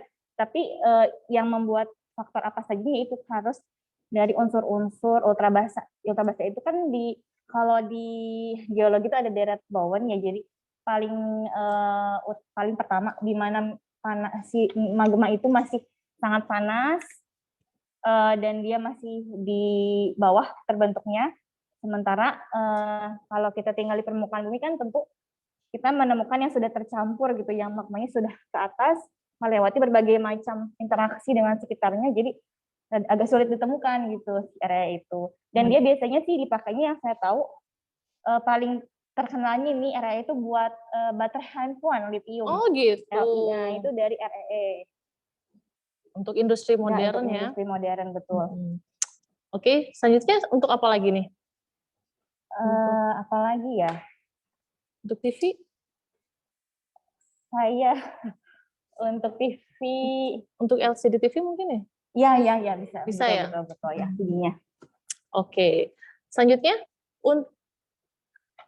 Kemudian pertanyaan selanjutnya Pertanyaan dari selanjutnya? siapa? Untuk mendapatkan apa tadi? Logam tanah jarang yang berkualitas. dan bernilai jual, apakah harus melewati tahapan pengolahan terlebih dahulu? Iya tentunya. Dan ini sebetulnya lebih ke bagiannya apa ya? Teknik eksplorasi pertambangan ya. Karena kalau di geologi, adik-adik mungkin lebih paham ya. Kebetulan saya lebih ke belum pelajari itu secara dalam gitu. Jadi mohon maaf saya taunya sumber-sumber pembentukannya. Nah itu tentu harus diolah, cuman detailnya pengolahannya saya kurang tahu karena itu biasanya di teknik eksplorasi beda-beda lagi gitu kan, Selena. Iya. Kalau teknik geologi biasanya lebih ke gimana sih terdapatnya dan bagaimana pembentukannya. Gitu. Yang eksaksi tentu teman-teman dari teknik Iya, nanti mungkin Bapak Ibu dosennya bisa membantu ya. Untuk memberikan informasi lebih jelasnya nanti bisa tanya sama Bapak Ibu dosennya. Oke, selanjutnya apa saja manfaat dari logam tanah jarang tersebut? Yang tadi sudah disebutkan ya Kak Wilda ya? Yang tadi apa tadi? Untuk litium buat baterai HP salah satunya ya. Banyak sih sebenarnya industrinya yang membutuhkan itu, dan itu memang sampai saat ini masih diteliti lagi lebih lanjut, masih sangat terbuka gitu. Ada banyak teknologi terbarunya untuk itu, dan memang kebetulan saya kurang update itu. Kalau teman-teman mau cari tentang itu bisa ikut kayak banyak seminar juga sekarang untuk REE itu. Jadi memang agak termasuk ini tersendiri sih, bidang tersendiri gitu. Bidangnya agak dipelajari tersendiri kebetulan. Ya, lebih spesifik ya. Lebih spesifik gitu. Kebetulan di museum mungkin lebih umum ya. Lebih umum, iya. Jadi pekerjaan sehari-hari juga saya lebih ke bagaimana mencari koleksi untuk museum dan lapangan ya. Bagaimana pembentukannya dan mengedukasikannya ke masyarakat atau membuat tulisannya. Tapi kalau untuk pemanfaatannya sih memang ada di Pusat Sumber Geologi sepertinya, atau PSDG, Pusat Sumber Daya Geologi gitu. Kalau di museum kita lebih umum tapi tidak terlalu dalam sampai tahapan itu. Iya Kak Wilda juga ini baru datang dari ekskavasi ya? Dari lapangan enggak, ya? Saya enggak ikut yang kemarin. Oh enggak. Tapi selanjutnya mungkin yang selanjutnya ya? Saya ada rencana juga melakukan penelitian di Sukabumi, Surade. Itu ada fosil nih. Fosilnya bukan tulang tapi gigi. Gigi hiu ya? Gigi hiu megalodon. Megalodon itu mungkin kalau teman-teman masih pernah dengar ada filmnya ya Kak, Megalodon itu. Si Megs gitu. Iya betul. Dia hiu tuh besar, lebih besar dari paus, malah makanin paus. Kalau sekarang kan itu makanannya paus ya? Kalau sekarang kan paus lebih besar. Nah ini hiu. Jadi ya kalau di geologi kerjanya kadang ke batuan, kadang ke fosil, ke mineral, pokoknya semua. Iya. Yang penting gimana museum itu menampilkan koleksi-koleksi yang terbaik dan juga bisa dipahami oleh masyarakat. Iya, betul sekali. Untuk sahabat Museum Geologi yang penasaran tentang apa yang tadi Kak Wilda sampaikan mengenai temuan fosil gigi hiu megalodon di Sukabumi, bisa cek YouTube Museum Geologi. Kita pernah mengadakan sosialisasi bidang kegeologian ya? Ya, betul. Dan besok bulan September rencana sana lagi gitu Kak.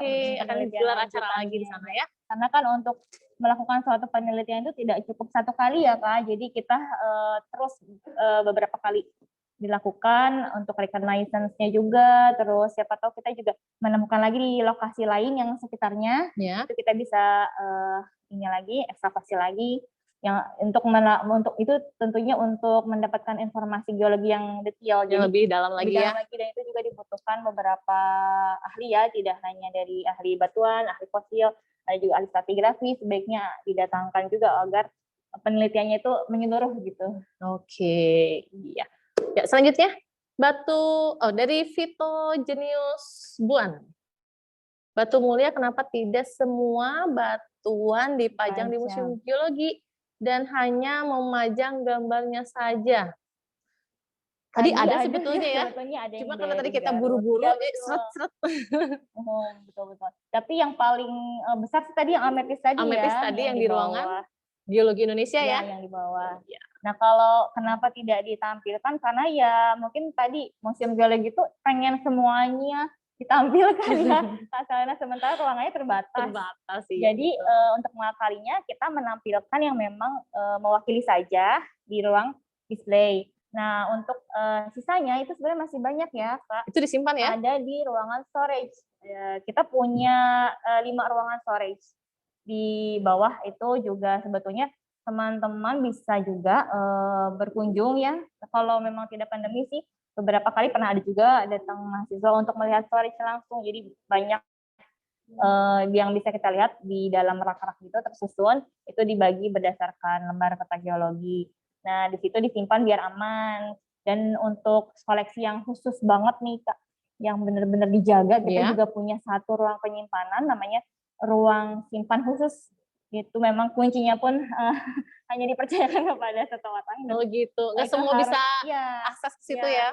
Dan itu bisa kalau izin bersurat, dan itu juga dijaga ya lingkungan ruangannya, suhunya ya? Suhunya, kelembabannya, agar koleksinya tidak rusak. Gitu, begitu. Jadi ada banyak sih sebetulnya batuan mulia di Museum Geologi. Ada batuan mulia juga sebetulnya kan ada juga yang mineral-mineral yang tadi kita lihat, tapi kita tidak taruh di corner batu mulia, tapi sebenarnya dia bisa tergolong batu mulia, karena batu mulia itu kan ada semi mulia, ada mulia. Nah, sama seperti tadi kayak ada opal, kalau kita nemu di bawah tuh ya Kak, di kelompok mineral, sebenarnya ada beberapa yang jadi batu mulia seperti galena, itu dia juga bisa jadi batu mulia. Asalkan sudah diolah ya. Jadi ya. Sebetulnya perbedaannya kalau dia sudah diolah jadi lebih bermanfaat atau jadi perhiasan, jadi nilai ekonominya tinggi. Sebenarnya banyak sekali kalau kita mau ngambil dari yang semi mulia sampai yang mulia. Nah, semi mulia ini biasanya mineral yang mempunyai kekerasannya di bawah 7. Kalau yang mulia di atas 7 gitu. Jadi yang kita tampilkan di corner batu mulia yang benar-benar sudah sudah dipoles ya. Cantik. Tapi sebetulnya yang bisa dipoles lagi banyak sekali gitu banyak di Museum Geologi. Tapi kita taruhnya di corner mineral, sudut mineral. Dan aja. sebetulnya juga ada di ruangan manfaat dan bencana geologi ya. Ada. Tapi sayang sekali kita hari ini nggak ke sana. Di sana juga ada di display batu kalsedon ya. Iya, betul. Tapi di sana diperlihatkannya batu kalsedon ini bisa digunakan sebagai alat-alat sederhana ya. Yang dibuat oleh manusia purba. Itu ada ya Kak ya. Iya, ada kapak genggam, kapak perimbas gitu. Tapi jadi tidak dibuat untuk perhiasan, tapi dibuatnya untuk artefak ya. Oke, selanjutnya dari M. Adrian Syahputra, apakah ada benda di Museum Geologi yang paling susah didapatkan dan kenapa susah didapat? Susah didapat. Ada ya tentunya ya. Pasti banyak sih. Ada masterpiece dunia ya? Ya, itu dia. Ini tapi fosil ya Kak ya. Jadi yang susah didapatkan itu ada fosil tengkorak S17 kalau nggak salah. Itu jadi kalau tidak salah dia jadi kunci penemuan tengkorak manusia purba di Pulau Jawa. Nah, itu yang saya bilang tadi, dia disimpannya di ruang simpan khusus. Nah, kenapa dia sulit? Karena memang tidak banyak ditemukannya gitu, sulit sekali, dan itu pun perlu bertahun-tahun para peneliti melakukan ekskavasi baru ditemukan. Dan saat ditemukan juga butuh keahlian khusus ya Kak. Kadang kan kita nemu tengkorak tapi tengkorak apa ya? Nah, itu butuh pendalaman lagi oleh ahli. Jadi dibersihkan dulu, kemudian perlu dibuat dulu konstruksinya. Jadi pastikan kita nemukannya tidak utuh ya Kak. Jadi pecah-pecah, ada yang mungkin cuma sebelah atau tulang rahangnya hilang. Nah, itu yang membuat dia jadi sulit gitu. Jadi tahapannya juga panjang untuk mengidentifikasi satu jenis itu, dan setelah bertahun-tahun baru bisa dipublikasikan, itu adalah S17 gitu. Oh gitu. Jadi S17 ini dengan kata lain, nama lainnya itu Homo erectus P8 ya? Ya, betul. Homo erectus P8. Jadi fosil Homo erectus P8 ini bukan hanya saja sebagai kekayaan Museum Geologi ya, tapi warisan dunia ya. Warisan dunia. Karena itu fosil tengkorak terlengkap ya, bisa dibilang gitu ya. itu sulit ditemukan karena itu tadi tidak banyak dan memang nggak tiba-tiba kita eksplorasi belum tentu langsung dapat gitu. Iya. Beda dengan fosil-fosil lainnya. Tapi ya yang disebut sulit itu ya saat kita memang menemukannya hanya pecahan-pecahan, itu juga disebutnya tetap sulit ya saat pecahan-pecahan itu tidak lengkap.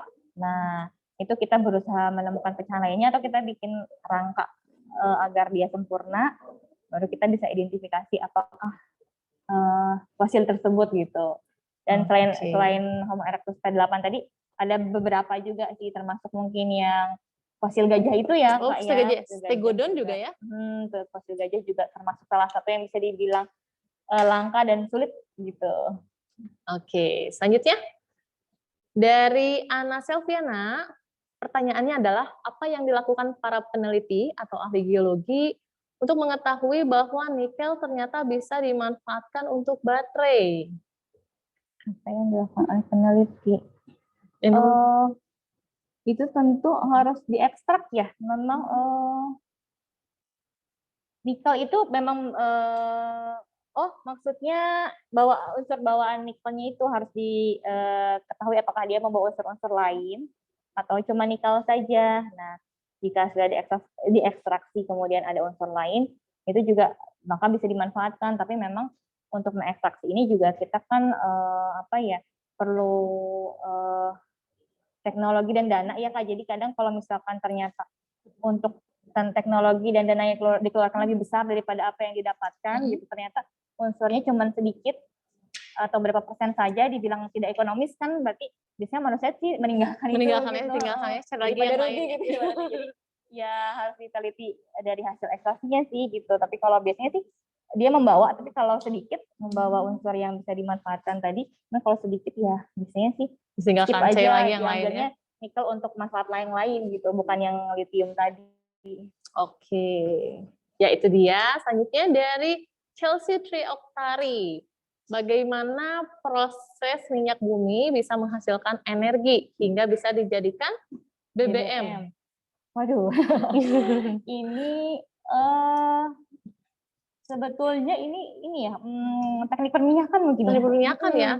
Jadi untuk jadi BBM-nya melalui proses destilasi ya. Kalau ada beberapa tahapan tentu ya, salah satunya destilasi, tapi kan lebih ada lagi gitu Kak, prosesnya panjang untuk menjadi BBM dan juga dia harus dibersihkan ya, dijernihkan dari pengotor gitu agar tidak merusak kendaraan itu sendiri gitu.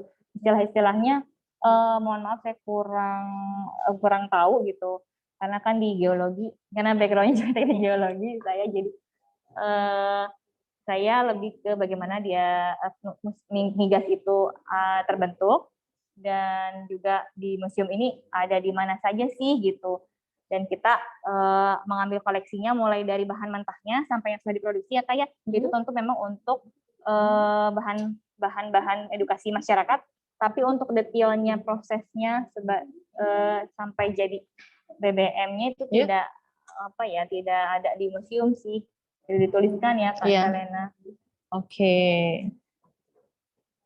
Ya, mungkin yang kalau di Museum Geologi itu hanya dijelaskannya sampai destilasi itu ya, proses pengolahan destilasinya kemudian dipisahkan ya. Dipisahkan. Jadi kan ada yang bisa buat BBM ya, ada yang bisa buat hal lain, itu tentu prosesnya panjang sih. Iya, jadi ada.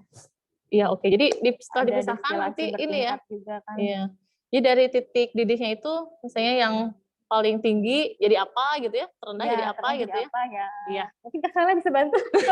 Nanti pokoknya museum ya gitu. Jadi gitu ya. Dari prosesnya kan ada ini tersendiri ya, alat-alatnya tersendiri juga. Oke, ya itu dia. Nanti sahabat Museum Geologi bisa langsung datang deh ke sini ya. Langsung berkunjung mungkin, jadi bisa berdiskusi lebih lanjut ya sama Kak Wilda, tapi ya ahli yang ada juga ya di sini kan sebenarnya banyak. Iya, oke. Selanjutnya, pertanyaan selanjutnya.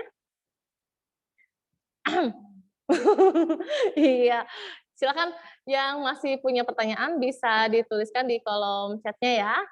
Nanti Kak Wilda akan bantu jawab. Dan kalau yang tentang pertambangan mungkin ya, kalau lebih spesifik bisa tanyakan juga nanti sama Bapak Ibu dosennya ya.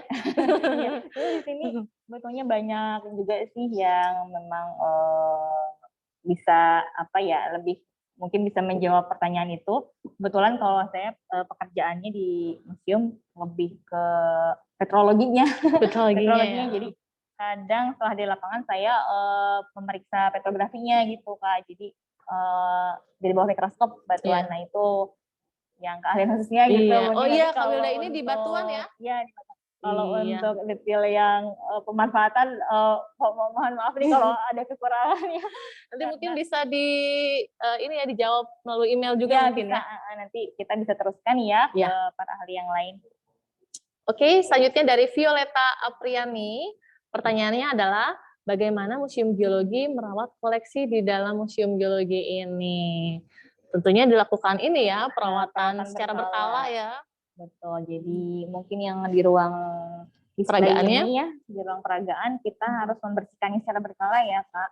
Terus juga agar tidak ada jamur, juga kita harus menyeting suhunya, temperaturnya, dan juga kalau untuk beberapa fosil sih ada penanganan yang berbeda ya, jadi harus hati-hati itu ya, karena takutnya rapuh ya, jadi tidak bisa dibersihkan seperti biasa, jadi ada yang harus pakai kuas-kuas kecil seperti itu. Ya, mungkin dibersihkan dari debu-debunya aja ya. Debu-debu. Terus kalau untuk di storage juga sama mungkin ya, di ruang simpan yang di basement itu ada di dalam laci-laci ya, kita taruh di dalam kotak-kotaknya itu juga yang memang membuat dia tidak gampang berjamur ya, itu disimpan dan dibersihkan secara berkala, karena di Museum Geologi juga ada teman-teman yang bisa membantu itu Kak, di ruang khusus ya, ada tim khusus untuk dan juga ada yang dipasang kipas angin di dalamnya gitu.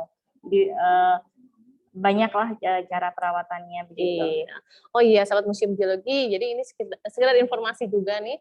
Selain Museum Geologi ini memiliki ruang peragaan, juga ada ruang storage yang tadi Kak Wilda sampaikan ya. Ruang storage Museum Geologi ini ada jadi kalau di Museum Geologi harus ke bawah lagi ya. Betul. Kita turun nanti turun ke bawah lagi. Iya. Nah, Kak Wilda sering meneliti di situ ya. Atau kita sebut situlah ruangannya. Ruangan Kak Wilda. Iya. Sebetulnya ruangan storage ini tidak dibuka untuk umum, tapi untuk sahabat Museum Geologi yang ingin berkunjung ke storage juga bisa sebetulnya ya, dengan mengirim surat dulu ke Kepala Museum Geologi ya Kak Wilda ya. Seperti itu. Jadi sebetulnya tidak dibuka untuk umum, tapi untuk sesekali bisa ya. Tujuan pendidikan dan penelitian kita bisa ya. Buka. Oke. Ya, jadi sebetulnya koleksi di Museum Geologi ini di ruang peragaannya ini hanya sekitar berapa persennya saja ya? Ya betul, yang banyaknya di ruang storage. Yang banyaknya di storage-nya. Kita punya kalau nggak salah berapa 185 juta ya kalau nggak salah. Keseluruhan ya. Jadi mulai fosil, ribu koleksi. Mulai dari batuan, fosil, fosil juga ada fosil moluska, fosil vertebrata dan lain sebagainya. Jadi banyak sekali di museum ini, dan itu yang kita display ini yang mewakili saja ya Kak ya. Oh ya, juga artefak juga ada ya Kak. Ada storage-nya juga tersendiri untuk artefak itu.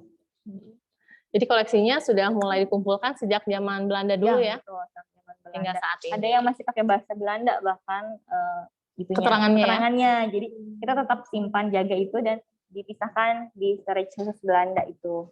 Dan untuk penelitian yang dilakukan oleh Museum Geologi sendiri, itu dipisahkan juga berdasarkan, kalau batuan berdasarkan lembar peta geologi.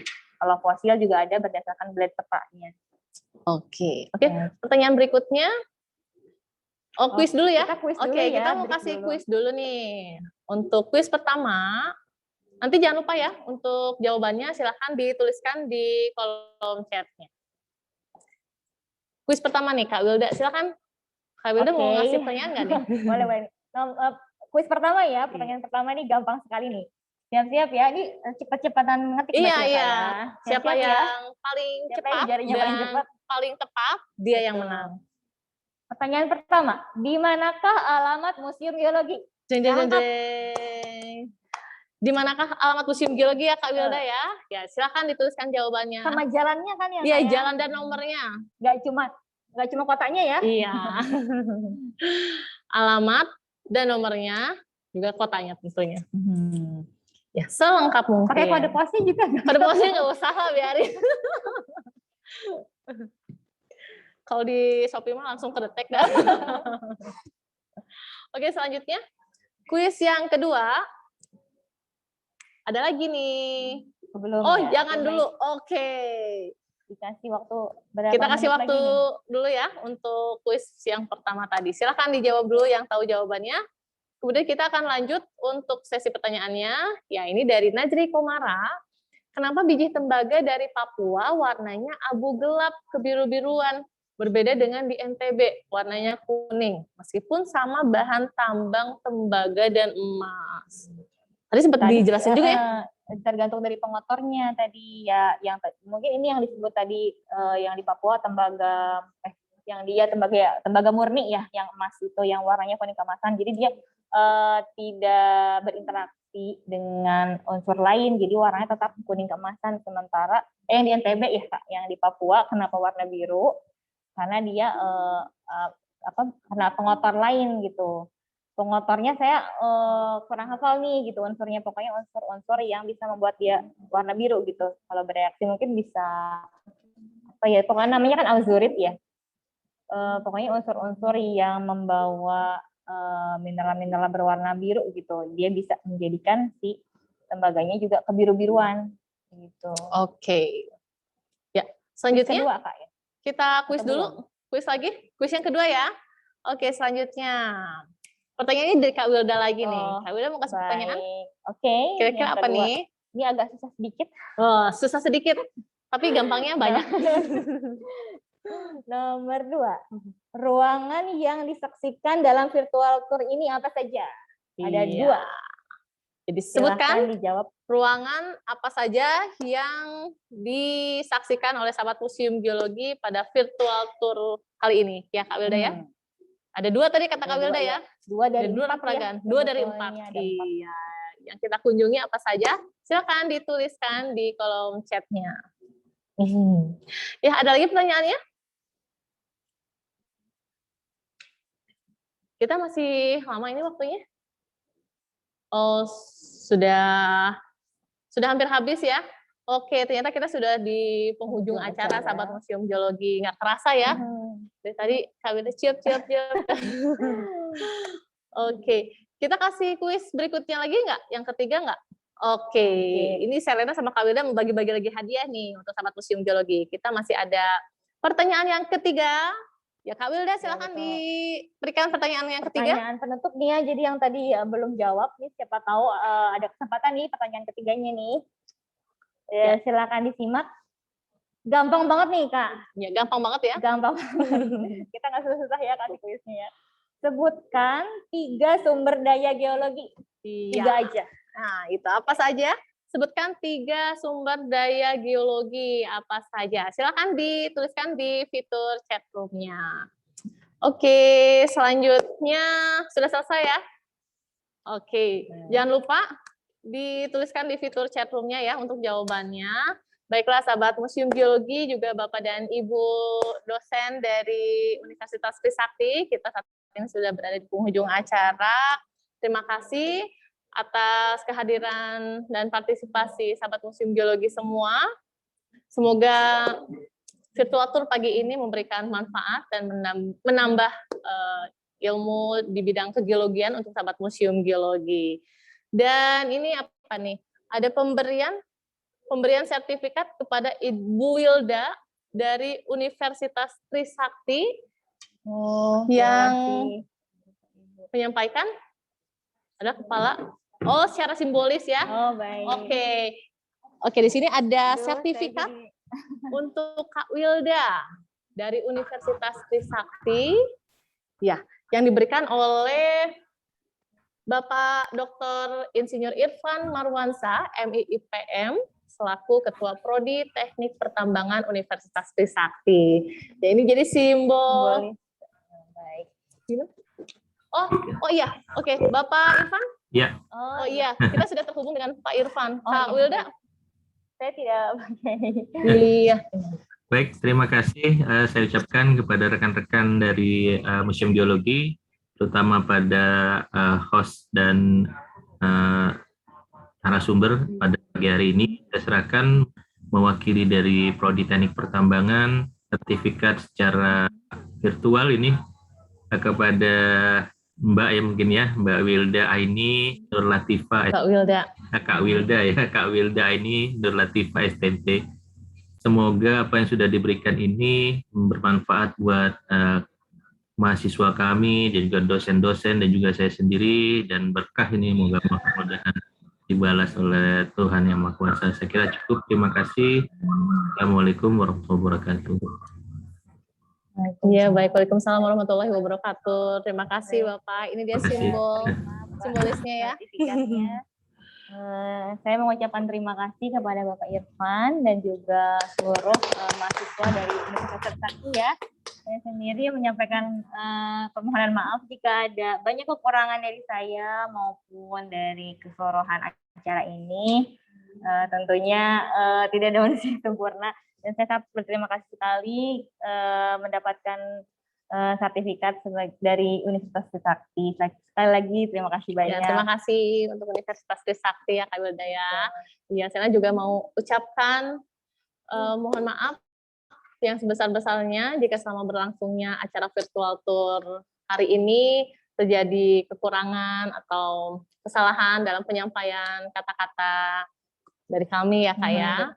Baiklah, selanjutnya ini ada pemenang door prize nih Kak Wilda nih. Kita umumkan dulu ya. Kita umumkan dulu nih sebelum kita tutup. Ini ada 3 pemenang door prize Kak Wilda. Yang pertama, siapa Kak Wilda? Pertama, selamat kepada Aditya Muhammad. Yeay, selamat untuk Aditya Muhammad. Selanjutnya, pemenang door prize yang kedua.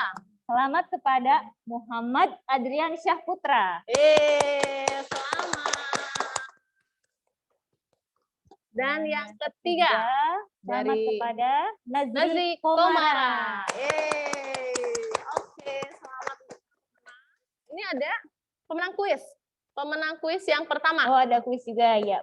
Untuk ada pemenang 3, kuis ya? yang pertama. Iya, ada siapa Kak Wilda? Oh, ada 3 pemenang kuis ya.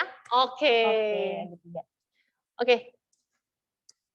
Siapa saja nama-namanya? Oke. Yang pertama yaitu Edi Jamal Tuheteru. Selamat. Oke, selamat untuk Edi Jamal Tuheteru. Nah, akhirnya ada perempuan nih, Kak. Oh iya? Ya. Siapakah dia? Yang kedua adalah Michelle Celsiana. Selamat kepada Michelle.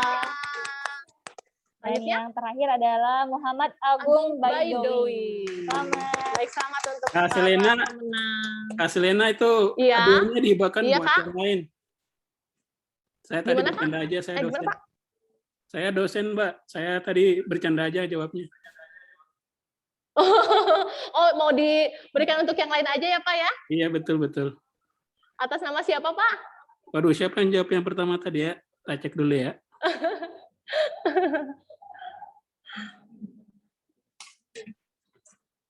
Oke, untuk lengkap Ana Selviana. Untuk Ana Selviana. Oke, terima kasih, Mbak. Iya, sama-sama Pak. Oke, jadi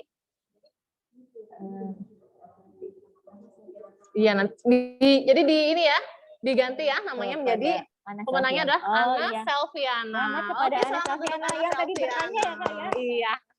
Iya, betul sekali.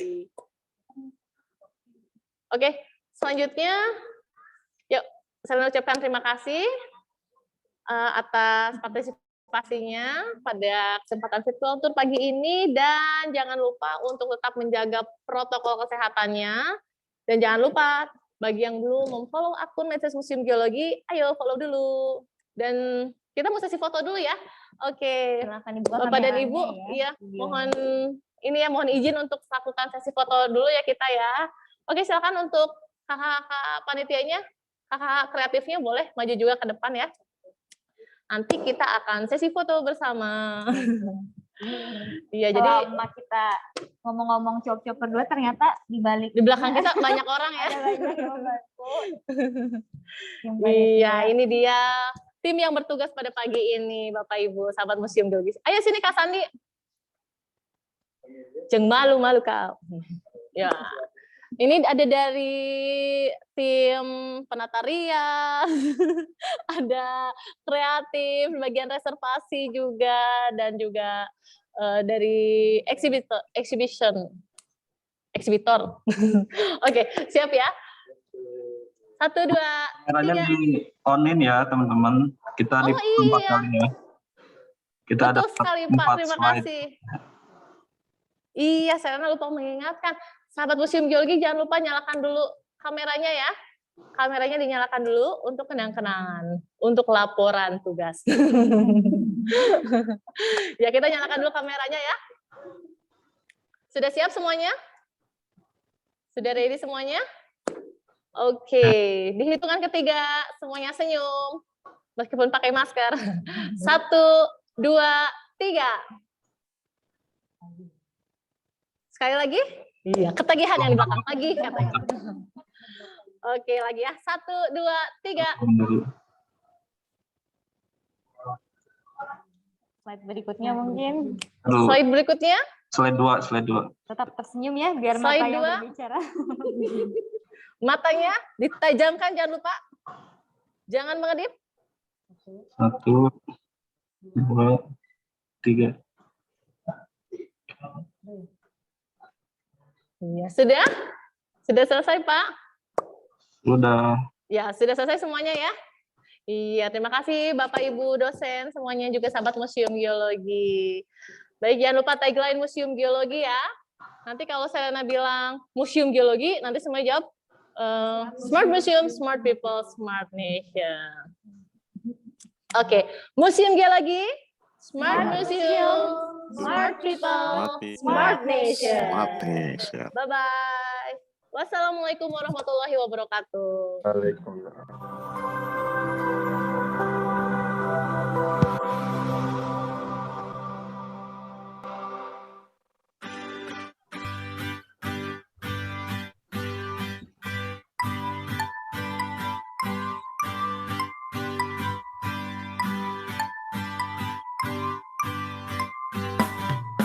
Anak bangsa janganlah malas, tuntut ilmu dengan gembira, berprestasi harapan kita, jadilah bangsa yang berguna. Semua itu karena kita anak bangsa istimewa. Tetap semangat dan terus berkarya demi masa depan bersama. Merdeka belajar tenangkan hati, berprestasi adalah bukti, konservasi potensi bumi bersama Museum Geologi.